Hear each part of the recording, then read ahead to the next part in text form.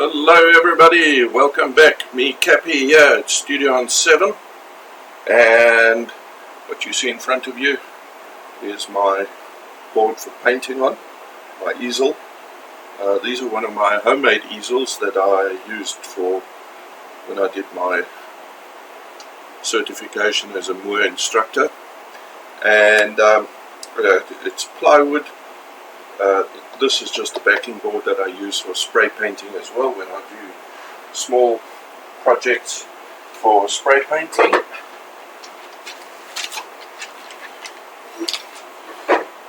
And I do the smaller size pieces for spray painting, and this is an A4 size, you can see, just under A4 size. Just on A4 size page, and a poster board that I use for my spray paint work. Today I'd like to chat about blending, but before we do that, just to have a look at this sketch that I did from a recent challenge, 5-day challenge that we did, and this is the Mary River in Australia. Now, what I want you to look at here are the value scales. Now, these are extremely important when building a composition, and I've done a couple of videos on one in watercolor and one in acrylic on getting your value scales right in order to create depth or perspective within a painting. The sky is not in here, that I've left out specifically just for this exercise. The important thing here is, number one, this is the river that runs through here. There's a small sandbank or bar with rocks that's here in the actual reference photograph. My verticals are dark. Now, at the top here, I've done a value scale. First, the top one was using black and white.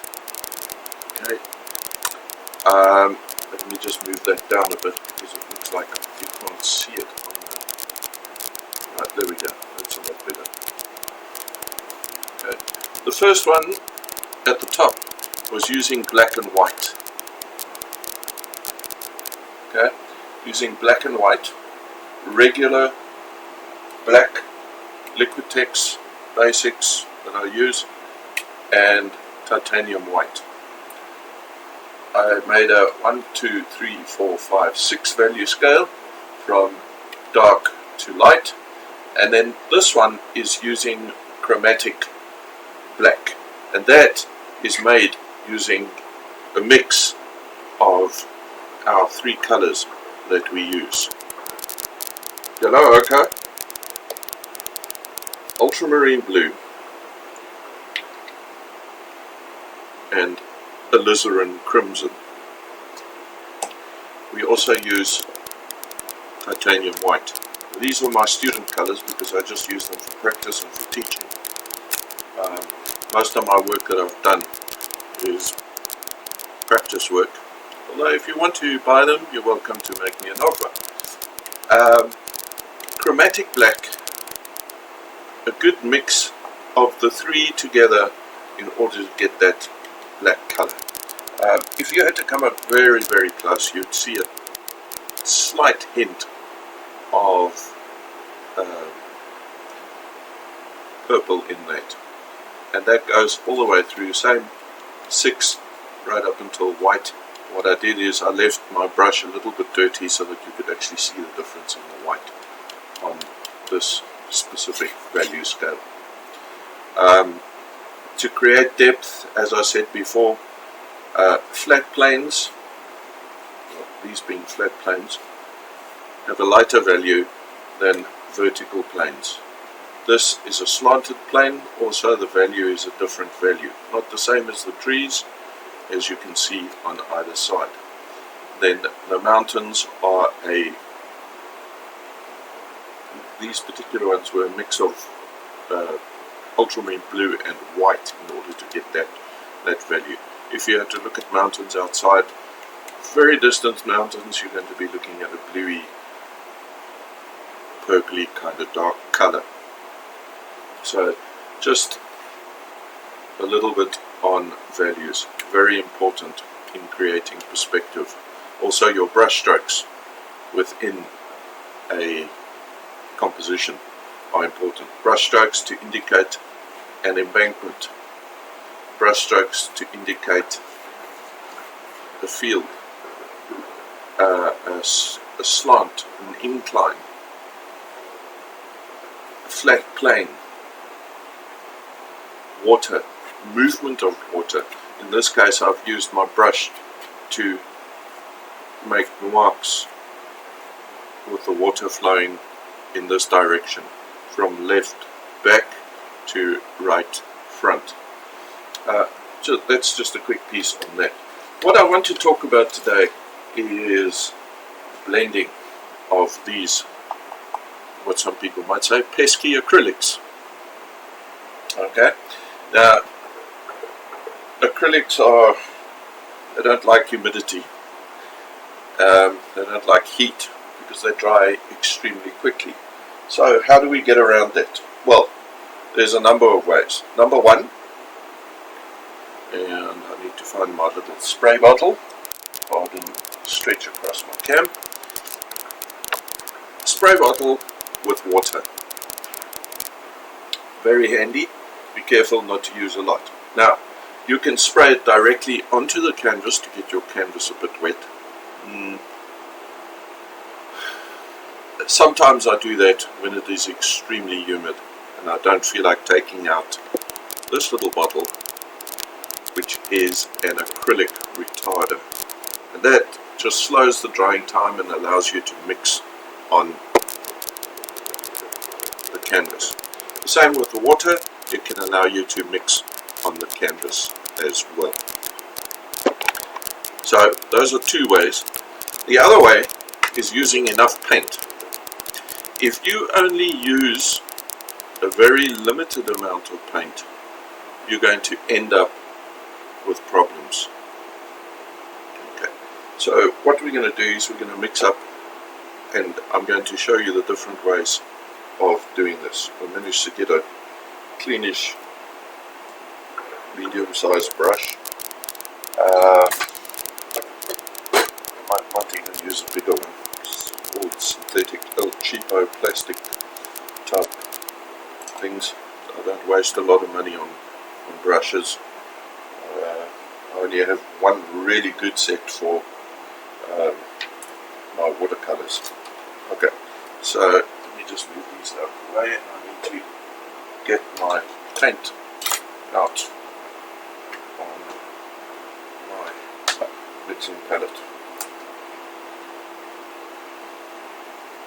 Okay, so ultramarine blue is on my palette. My alizarin crimson, I'm going to get it open, going on my palette.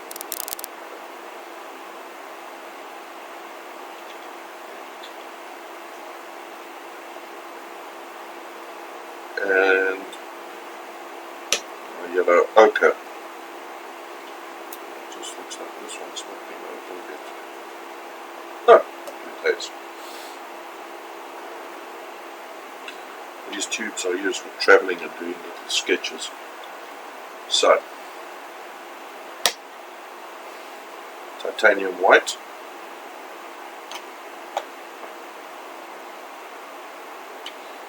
And first up,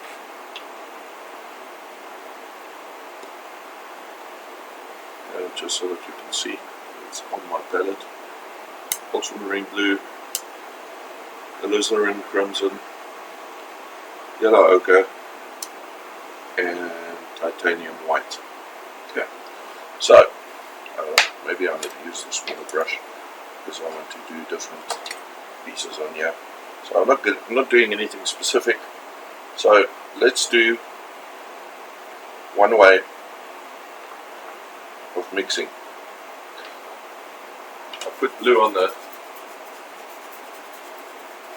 put down a nice layer of blue on the canvas. Just need to get the camera up a bit.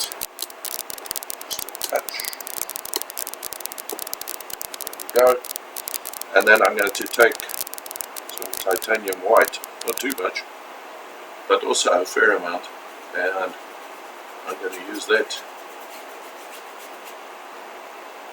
to vary the value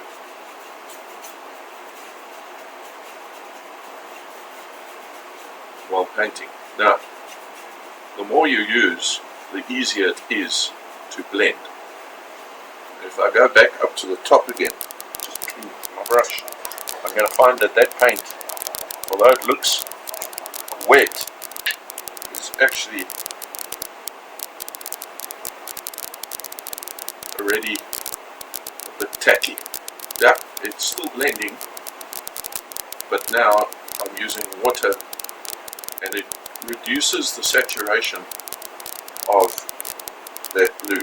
So I'm going to add some more dark blue into that. Okay. So one way of doing that is using your paint, the paint, to actually do the blending. Let's put some more white into this.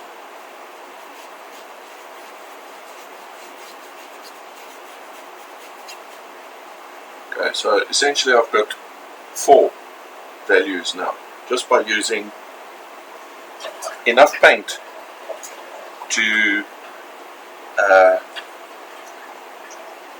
mix on my canvas. This is an A3 size canvas. It is supposedly primed already. There's some tissue paper. It is supposedly primed already. I'm not so sure about that, but until I found out otherwise, I shall trust the manufacturer on that.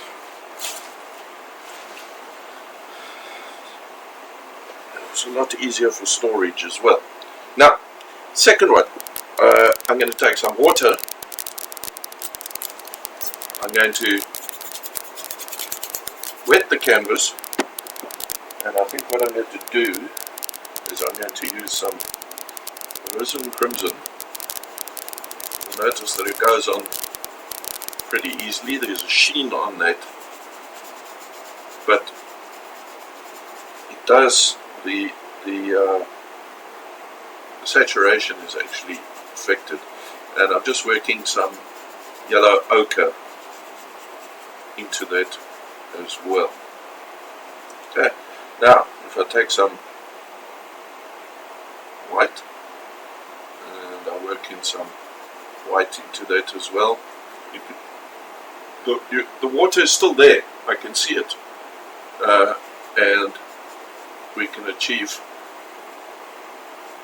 not a bad blend on here. And if I go up further, we get in the darker blend with the alizarin crimson towards the top. Okay, and you can look between the two to get a blend. It becomes an orangey, browny type color. Hope my camera is focusing correctly. The joys of trials and tribulations and joys of technical side of painting. Okay, now the next one I'm going to use is my retarder. Now, there are 2 ways of doing it. One, dip your brush in a bit and then into the paint. So I'm just going to add a touch onto too much, so I'm going to hold this thing and put that back in. Okay, two ways of working this, so I'm going to use a clean brush for this. One is wet the brush, get some retarder and apply it to the area that you want to work in.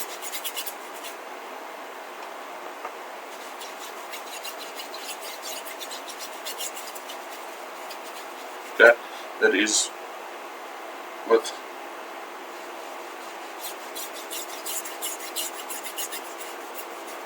water mixed into it. I reckon, I say 20 parts water to 1 part of that. No, I just do it my way. Okay, so I'm going to use this alizarin crimson, ultramarine blue, and it goes on very easily.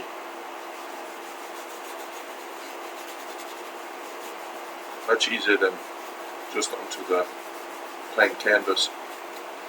And take some white, and it's really easy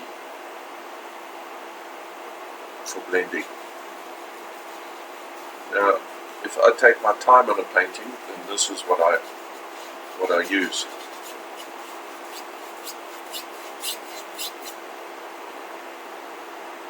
Okay, and it stays. This one here is virtually dry. This, with my aircon and my fans on, is still wet, and I'm still able to do some blending.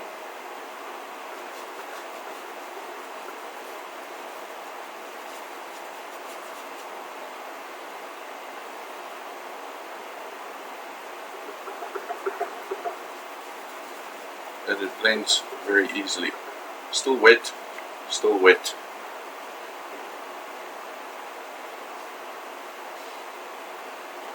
Okay, the other way, just clean this off again.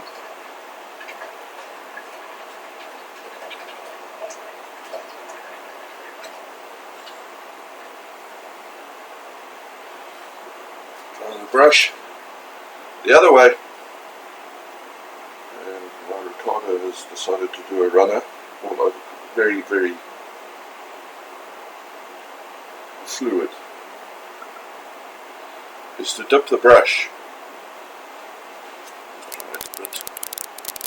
a touch on the brush, and then some paint,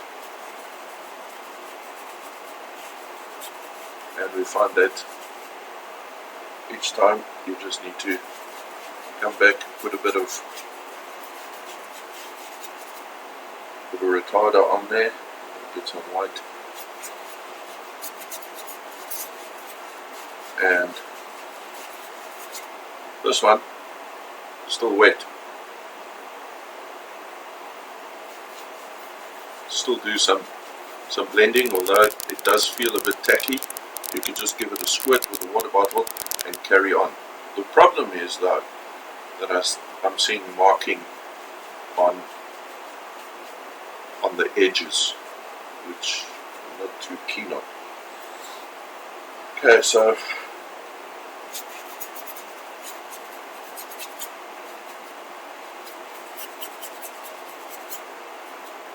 this way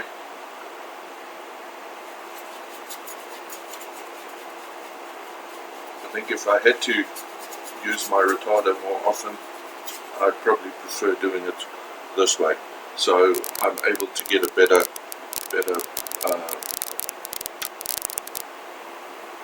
mix. Although because I paint very quickly, I tend to go this route. But you'll notice here, okay, I've done the 4 value scales because of using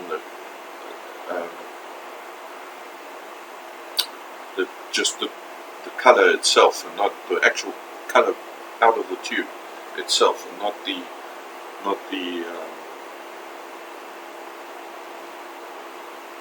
any water or anything with that. That is straight pure pigment onto that. This one still wet, the edges have dried off, but the center, if I give it a bit of water, just clean this off.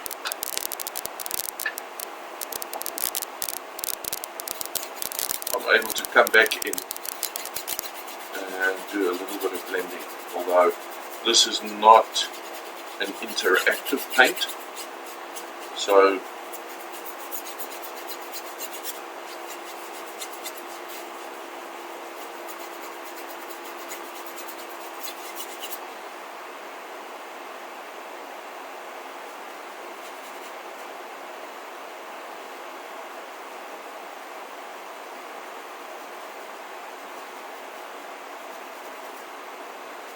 yeah, it can still blend a tad. Okay, you'll notice that this one's still got a bit of sheen on it, and if I touch it, it's still, the white does come off on my, and the color comes off. So this one, water, this one water and retarder, or flow medium. The names are all different from different brands. The only English on here was acrylic retarder, so I had to take it for what it is.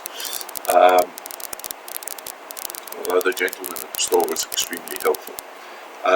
So those are just 4 ways that I sometimes use.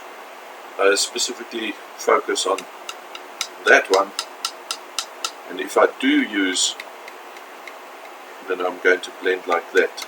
So these would be my 2 ways: a little bit of water mixing on the canvas,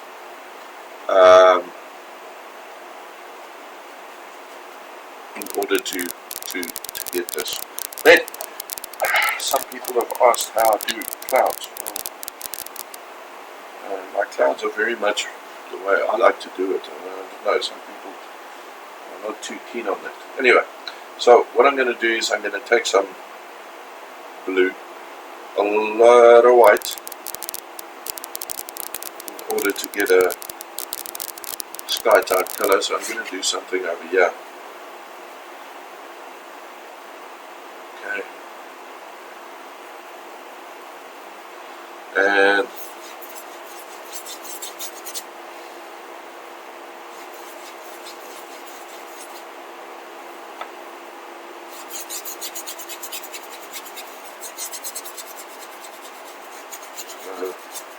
starting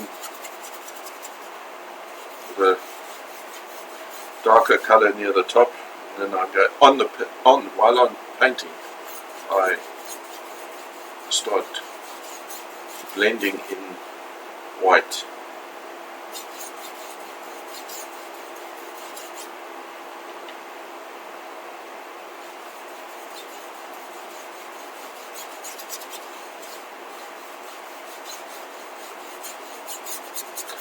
Usually, there are days when there's absolutely no cloud in the sky. The humidity here is something else.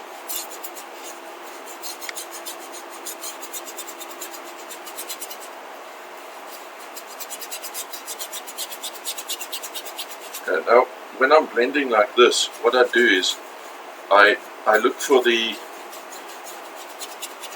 in the sky for possible areas that I could blend and use as cloud structure. Then I take a smaller brush. Let's hope this one is okay. Just get this scruffy brush.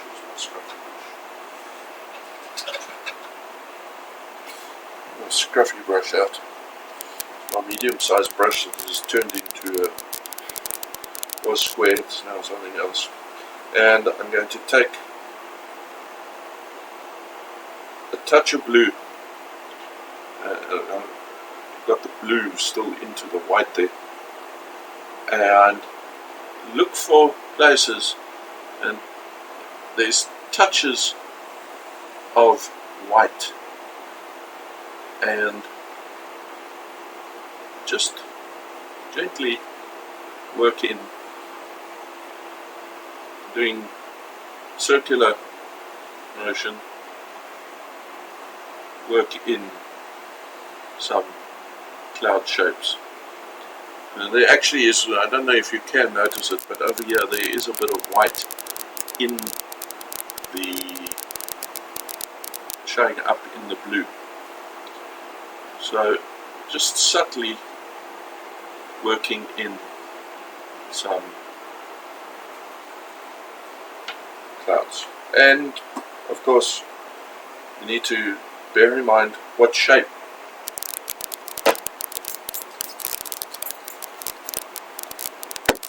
Sorry about the pirate look there. Bear in mind the shape of and type of cloud that you want to paint. Okay, this is just relatively simple type of cloud up in the sky that you'd see on a regular day moving by. And then your light source, where's your light source coming from, and that you're going to then put the highlights on. And you can use some blue in that as well to darken it up. So essentially with a blue sky like this, you're going to have a bit of blue value in the cloud itself.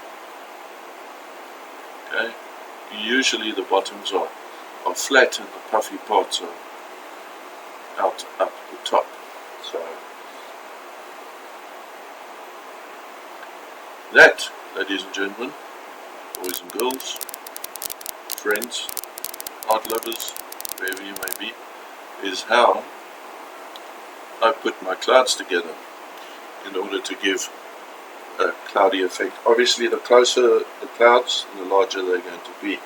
So if this was the closest there, and that also goes for the value of the sky. Further away, horizon, closer to you, darker, and your clouds are obviously going to be a lot larger.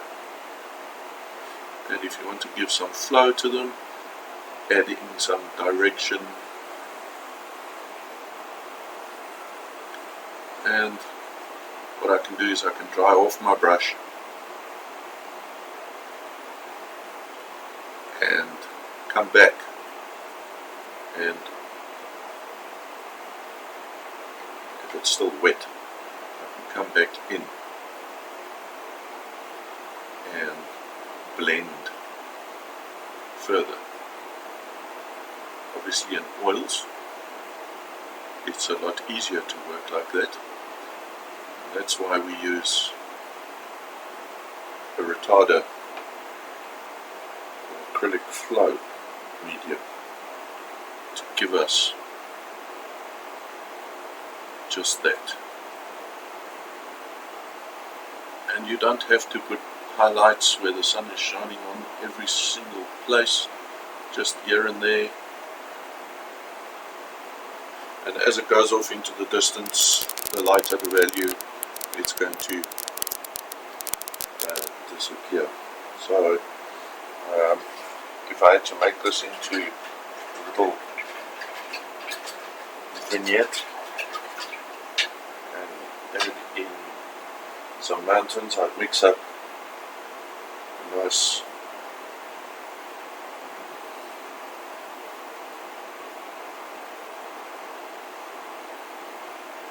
dark value using the alizarin crimson and the blue, and then I'm going to do some lighter tone and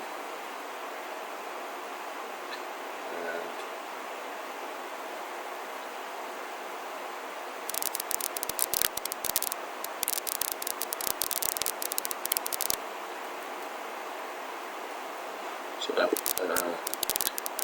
start with a light tone, just pop in some distant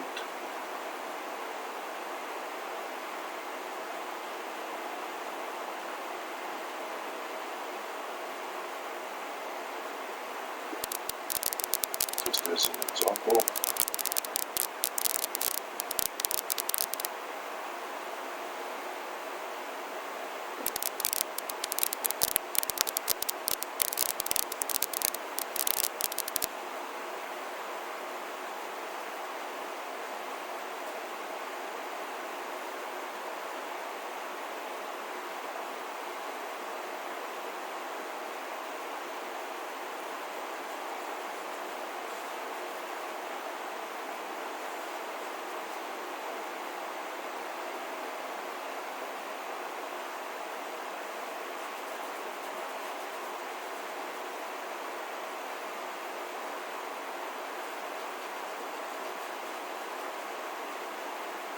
Again, value important.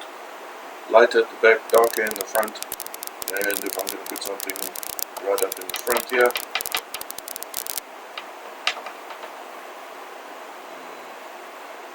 put something in here, say a tree.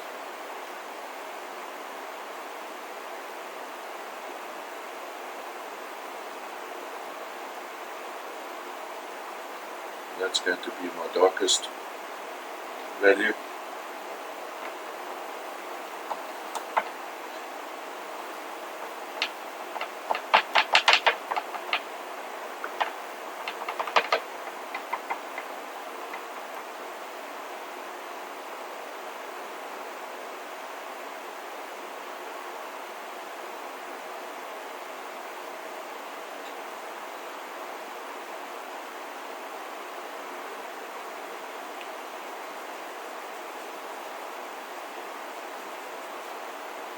Some shadow there, just for a bit of fun.